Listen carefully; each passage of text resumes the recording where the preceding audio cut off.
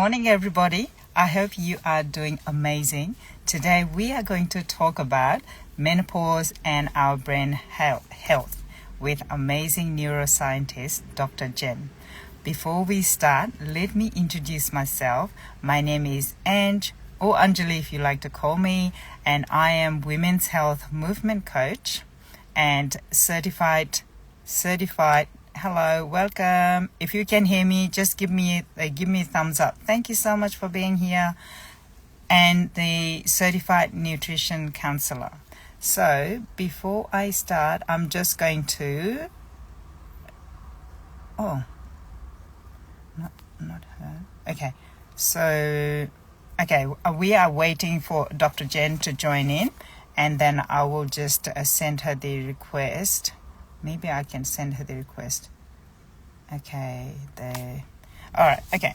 So that's great. You can hear me. Thumbs up. Thank you so much. Dr. Jen is joining in soon.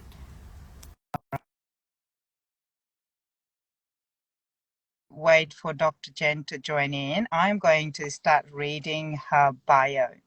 All right. So, here she is. Oh, hi. Welcome. Thank you for being here. Thank you very much for having me. I appreciate it. Yes, awesome. So let's talk about this. So I was going to introduce you. I'm going to read your bio. All right. Sure. So Dr. Jennifer Hacker Pearson, you have done PhD. You are neuroscientist, a psychotherapist, and women's mental well-being specialist. Since completing her PhD in neuroscience in 2009, Dr. Jen has been on a mission to give women the neuroscience-backed information and tools they deserve so they can thrive through the profound hormonal transitions of postpartum and menopause.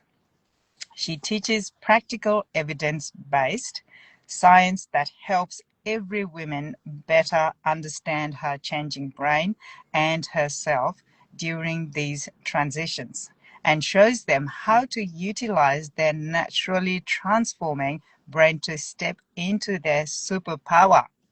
Her work has been published in leading journals like Nature Neuroscience, featured in books including her own, and shared on stages around the world. That is amazing. Thank you so much It for. sounds very impressive, doesn't it? Oh no, but you have done all of this, and the the what I love about this is that you are teaching people, us women, to step into their superpower, right? Not all about doom and gloom like we hear all this, in the social media saying that, I don't know if they make the topic title in that way so people get, always attracted towards the negative words. But you're always focusing in, how we can step into this, and then transition into without having so much, like as much issue as we're all talking about, right? Yeah, and I think it's very important the language that we use around it. So I try and come from an educational perspective where I teach women actually what is happening in their brains, because where the media, for instance, will say, baby brain or mummy brain and like Mhm. menopause, you pass your use by date. What's actually happening is just a transformation. And so it's very much about the mindset that we have around it that will depend on how we thrive through that period, because they're huge neurological transitions, both Yeah. postpartum and menopause or perimenopause. Yeah.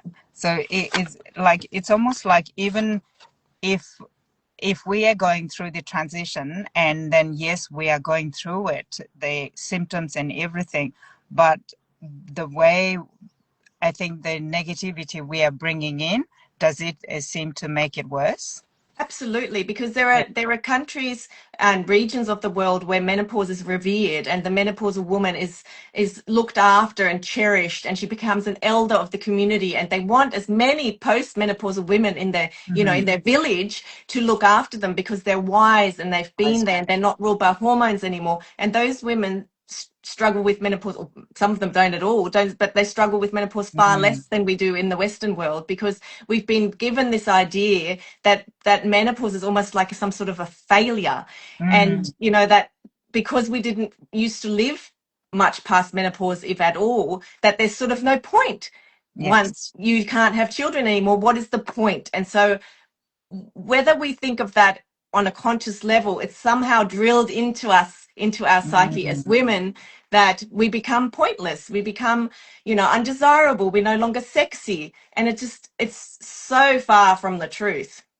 yes. So it's all, so we all have to learn to undo all that, all the things that we have been learning, right? Yeah, I think so. And I think coming, you know, understanding what is actually going on is a really good start for that, because yeah, if you understand what's going on in your brain, you understand that you're actually not decreasing, you're not failing, you're not sort of going Mm, down some sort of rabbit hole towards death, but that there's just a neurological and a hormone and a developmental transformation going on. yes. Okay, before we start, we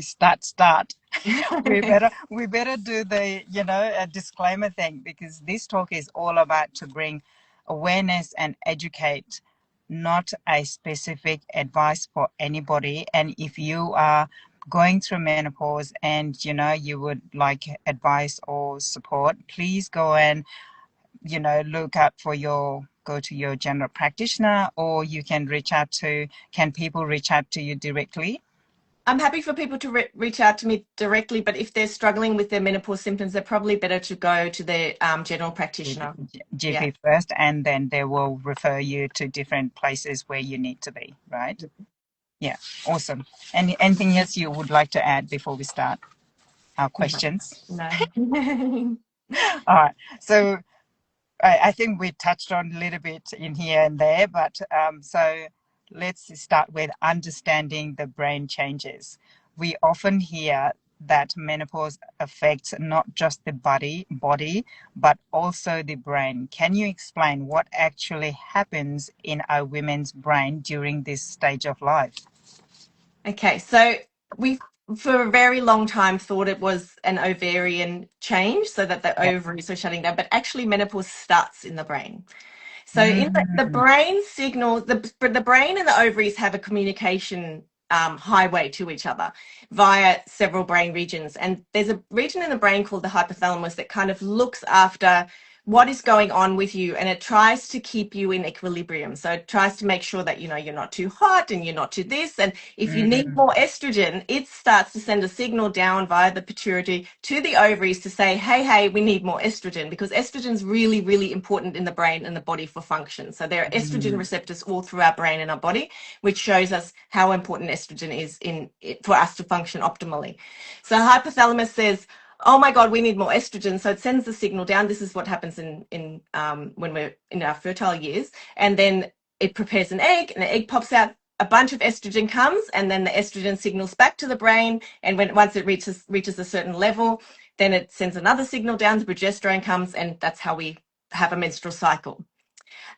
But during perimenopause, what mm, happens is there's not as many eggs left. So the ovaries are trying really, really, really hard to get this egg out. And the brain keeps going, we need estrogen, we need estrogen, we need estrogen. And mm, so that's where the fluctuations come from. Sometimes there's a lot, sometimes there's not enough. And so that's mm. kind of where the craziness comes from.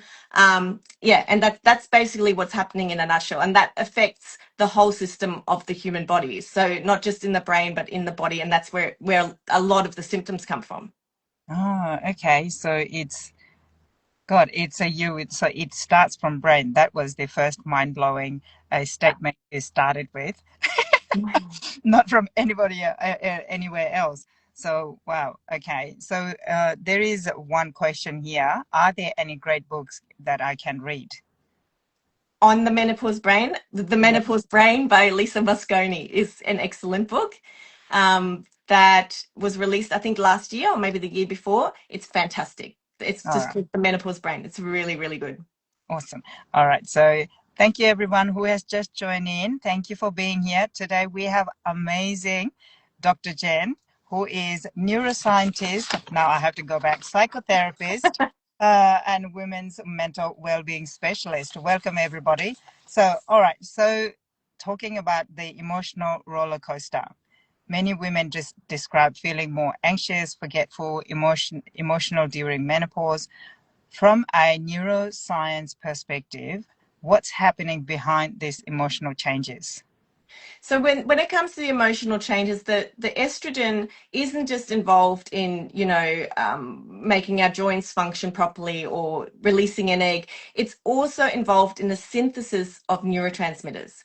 So as the estrogen Mm-hmm. fluctuates, the neurotransmitter systems are impacted. And so that's why women feel sometimes really elated, sometimes really anxious, depressed, more so, because the estrogen isn't there to keep everything kind of running smoothly. Yeah. So the neurotransmitters sends the message from one end to the other end, right? That's right. The brain regions speak to each other. Yeah. So Yeah. it has been impacted. That's why sometimes the messages might be like not passing as well. Yeah, Yeah. exactly. Exactly. Okay. So Okay. that it's the communication between the brain regions is interrupted. Awesome. All right. That's it's the more you understand, and then, okay, now we are going to understand this and then step into our queen ager, one of my friends said a while ago. Yeah. So hormones and brain health connection. How do hormonal changes, especially the drop in estrogen, impact brain function? Sorry, I'm in the car park, so people pass. Memory and mood. And is there any women can do to support brain health through this transition? Yeah, so the brain function that it's impacted, as I was saying, because the estrogen is the driver behind a lot of things that happen with the Mm, communication and the neurotransmitter synthesis. And I think it's really important to understand that there isn't a failing. It is literally a transformation. So as the estrogen declines, the yes. brain needs to figure out how it can keep us functioning optimally without all the estrogen. So that's why Mm, it's a transition period of where it's like, okay, well, I'm going to have less estrogen. Am I going to use more fats? Or how am I going to make this communication happen with this brain region or with this mm, part of the body without all this ample estradiol? It's the particular type of estrogen that we have in our fertile years. And the best thing that women can do, I think, is to understand that. I think to give yourself grace to understand that there is something going on and it's not a failing, it is a transition. It's sort of like um, trying to, I don't know, change the food of your cat. You know, if your cat likes a particular type of food but it mm. needs to now go on a weight restriction diet or something, Yeah. you don't change all the kibble at once. You change it a little bit and then, keep the old one, put a little bit of the new one in, old one, put a little bit of the new one in, and so forth Mm, until it changes. And that's what's happening in the brain in a sense. It's just transitioning. It's trying to get from A to B to while we stay alive and keep functioning. So understanding that, I think, is the most important thing. Being kind to yourself, looking after your brain and your body by eating well, exercising, stress reduction. I cannot stress enough to try and get some sort of a meditation practice, because coming back mm, within yourself and just being and being comfortable within yourself and just getting to know yourself a little bit as well. And mm. if people haven't meditated before, I've got a free meditation that's available on my website. If you go to drjen.com.au, it's 5 minutes. It's really, really quick, because meditation does so much more than calm us down. And we Yeah. have all the science behind that as well. So they would be the main things. And the other one, which is hard, sleep. Sleep. Sleep is the thing that's most interrupted by women, whether it's hot flushes or just sleep disturbances. If you can somehow get some sort of good sleep hygiene into your life, that is a game changer, and it'll help with everything else as well. Mm. So not let the scrolling going and all those things, like having the Yeah. discipline before certain time, Yeah. stopping Yeah, phones, and it's all not that. just scrolling as well. Like, for instance, if you like watching horror movies, maybe don't watch that right before bedtime. Just having Mm, this wind down period of where you can sleep, whether it's a bath or meditation or, quiet music or going for a walk or whatever it is that calms you down. you have to almost like parent yourself in the sense that you need to Mm, look after yourself and make it a priority. yes. Yeah. No, I understand that the watching the action movie or horror movie, it might just fire up the brain, right? Because Absolutely. your body doesn't know what you're real watching or you watching Yeah. a movie, I Yeah, guess. absolutely. And it's just not realistic to go from that very high cortisol level down Mm, to relaxation and then expect to have a good sleep. mm. Yes, thank Yeah. you. That is very relatable example. So, Yeah. like including cat one. I just made that up. Yeah, no, that's all right. Yeah, it's people can relate and they can remember. You know what I mean? Yeah. Yeah. And you know, for some women also, I don't want to discount hormone therapy or menopause hormone therapy, as we call it now. For a lot of women, that is a game changer. Very, very personal decision. But Yes. I think if you are struggling a lot where you feel that it's really impacting your life, I would explore that and see whether you're a candidate. Most women are good Mm, candidate for it. The benefits that outweigh the risks. Something to discuss with your GP, someone who's hopefully educated in modern menopause, because mm, menopause medicine has changed a lot in recent years, to discuss whether that's an option for you if you want to. I'm very pro-choice on that. That's a yeah. pro-choice thing. Yeah, no, I was reading the Gene Health booklet, from our event, and then they have talked about the options for the women, and as well as if they don't want to go towards the HRT or something like that, but they can always go to the naturopath as well to look into, if there is an alternative side, that Mm. option they can go for in a natural way. Yeah, it's a completely individual choice. And there's no judgment either way, and there shouldn't be any judgment either way from anyone. You do Yeah. what you need to do for yourself as you go through this transitional period. Because the last thing we want is for women to white knuckle through this period and Yes. think that they're going to come out the other end and just go, ah, thank God that's over, because it doesn't work Yes. like that. No, it's like you said, it is a transition, but at that time, instead of judging or what they, yeah, just do it for yourself, right? Do it for you, Absolutely. not for anybody else. If something doesn't feel right, just change it, or if you want to try something else, go for it. And Educate yourself. Know yeah, your options. Learn about things so that you can advocate for yourself if you want to go to a GP and get menopausal hormone therapy, for instance. That you have the understanding about your background and your health and what the hormones do, so that you can have a conversation. And same if you go to a naturopath. Just have the background knowledge, the understanding of what is going on with you, so that you can have an educated conversation to make decisions for yourself. Mm. So we have question from Yibit. What if you want to take HRT but are sensitive to it and have a history of hormonal imbalances? I would discuss that with your doctor. I'm not a GP, so I don't prescribe. So that's not sort of an area that I speak about very much. But I would discuss that with your GP, because for most women, HRT is suitable. But again, as you said, you've got to Mm. go and look at your, Yeah, your unique health history. yes, check in with your GP, right? So Yeah. that's the safest way. So, and if you want any other options, they can always refer you to the safer space. Exactly. And there's other options that you can take that are not hormones as well. Yeah, yes, Yeah. yeah. All right, okay. So, breaking the stigma, that is what we're trying to do, right? So, menopause is often treated like something to get through quietly or, as painful as you can think of. How can understanding the neuroscience of menopause help break this stigma and empower women to speak openly? So, that's your superpower to talk on, right? Yeah, yeah, Okay. that's my baby. So I I encourage women to understand what is going on in their brain, because what is actually happening is there's this big window of opportunity opening from a neurological perspective, where the brain is changing so extensively. And there's only 3 periods in a woman's life, and that's puberty, pregnancy, if you have a baby, and perimenopause, where you have this huge neuroplasticity, this new Mm-hmm. neuroplastic window of change. And so while, of course, your brain is going to change itself, it needs to figure out how it can function without all this estradiol.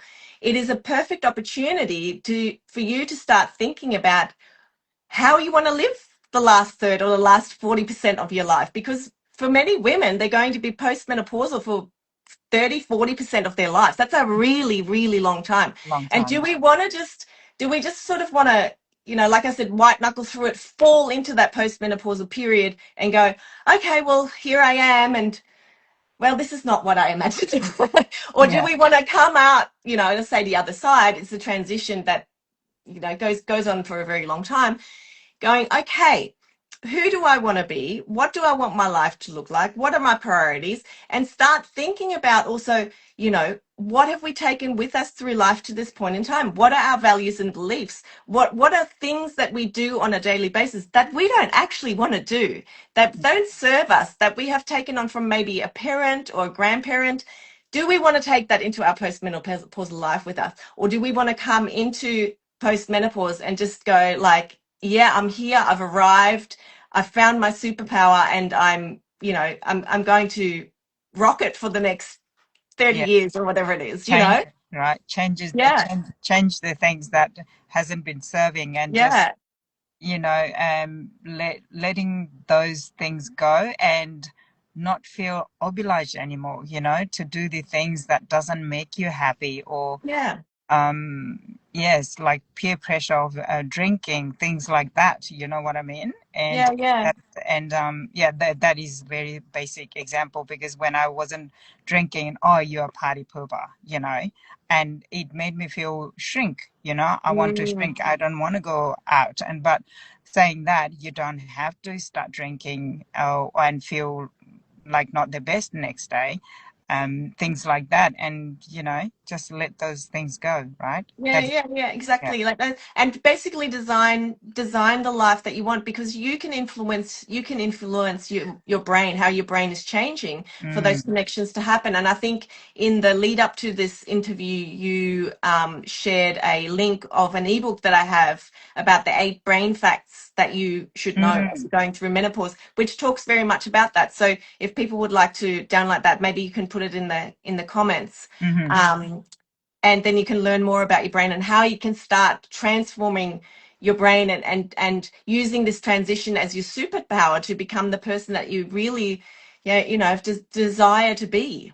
Yeah, you dreamed of all your life, right? Yeah, yeah, And exactly. Well, we get caught up in things, don't we? Like we were talking before about parenthood and being a mother, and things that we do all the time to make sure that our children are okay. And usually by the time we hit postmenopause, our children are a little bit older or mm, completely grown up, and it's time to really focus on ourselves. And we need to be sure that during that perimenopausal period, which for some women can last a decade or more, we don't lose ourselves to get to the other side and then wait to die almost. Like that is when we come into our greatest power. And luckily, it's talking about squashing the stigma.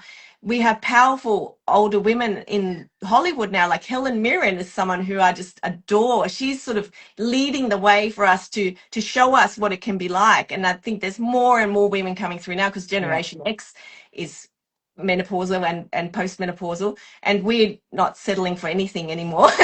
So No. that there are women going, actually, no, this is not how it's going to be anymore. We're not going to sit quietly. We're not going to be pushed down. We're not going to let you tell us that we're not useful anymore. So Mm, yeah, double yeah. middle fingers to you. Time is changing. Time is changing. Times are changing. Yes. And for us women as well, to be able to embrace the new coming in, and then, like, yeah, step into this amazing time, right? Yes, yes, absolutely. But it's the perimenopausal period when we really need to do the groundwork. That's when we need to train the brain like a muscle so that Mm, we can, go into that last third really thriving. yeah. So would that might take us to the lifestyle and prevention as well.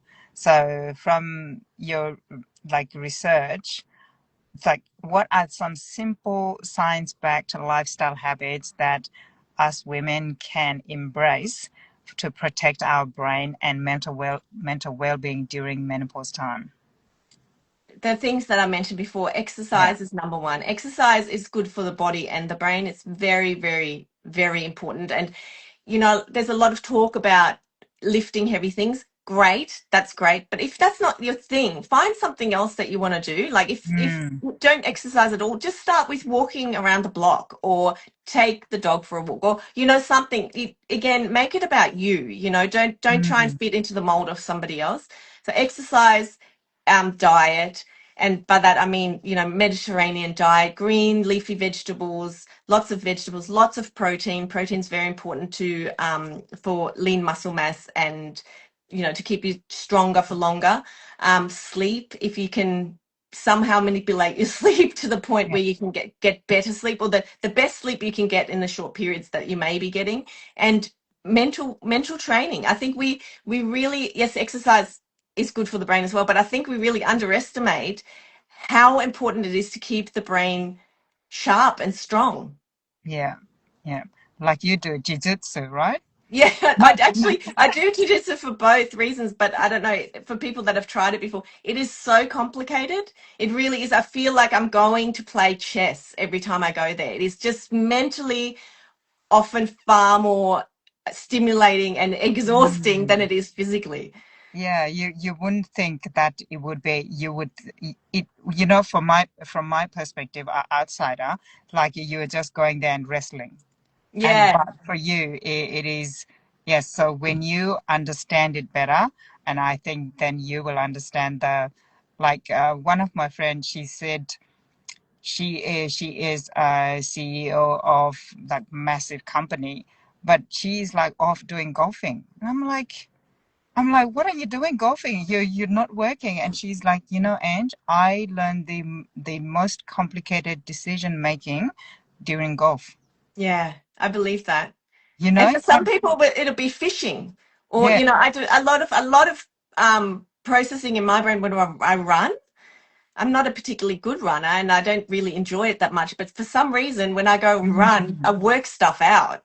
Yes. It's incredible. So, we all can find our own things that would, make us feel a little bit better and embrace that the whatever that helps you to move.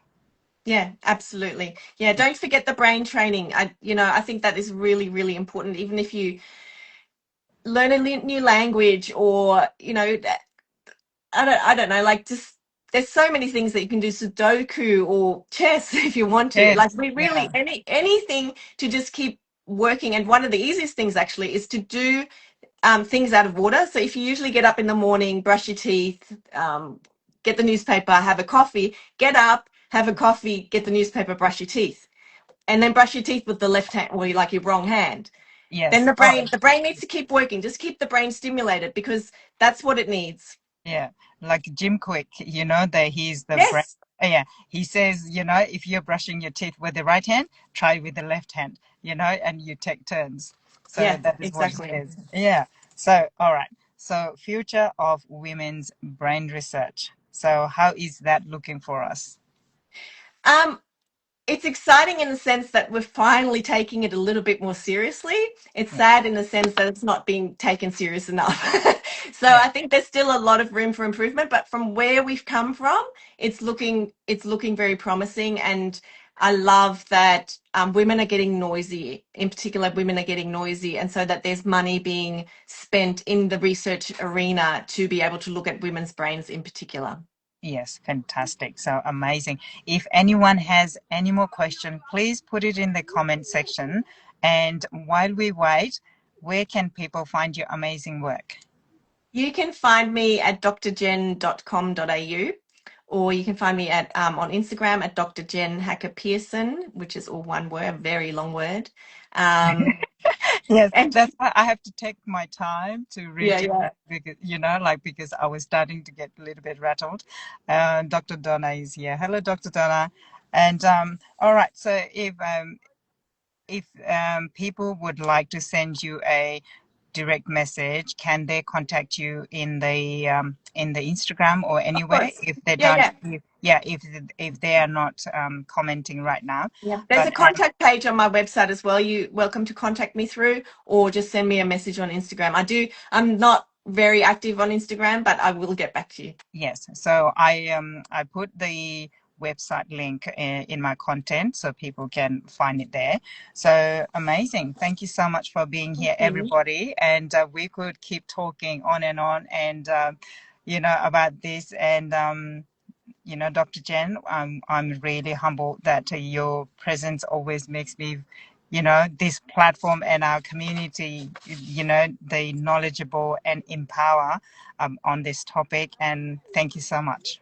Thank you so much for having me. Thank you, everybody, for being here. Thank you so much. Have an amazing day, everybody. Bye bye. Thank you. Bye.